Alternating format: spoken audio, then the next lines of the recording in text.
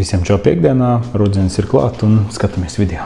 Spriežot pēc instrumentiem uz DIY, ir pat gatavas nopērkamas gradzenu sagataves, kur var izvēlēties materiālus vai no epoksīda sveķiem, tad viņi aizlej uz dažādi materiāli. Tur ir gan dabiskāki, tie akmeņu, tāds pulveris, kuru var izmantot. Varbūt arī kaut kāda sintētika. Šeit griežņa vietā tiek izmantots arī nazis. Tiek uztaisīts šāds gradzens ar geko ādu, kuru tas dzīvnieciņš ir nometis. Ja mēs skatāmies tā kulturāli, tad cilvēki sevi ir izrotājuši ar kaut kādiem saviem sasniegumiem. Faktiski arī dziļākā būtībā rotas ir par to, ka mēs atstājam kaut ko sev, kā atgādinājumu par to, ka mēs esam kaut ko sasnieguši. Šis te ir tāds labs veids arī personalizācijai, ko var izmantot un kādā veidā var pīt iekšā savu stāstu. Visiem jaukas brīvdienas un tiekamies jau nākamnedēļ. Čau!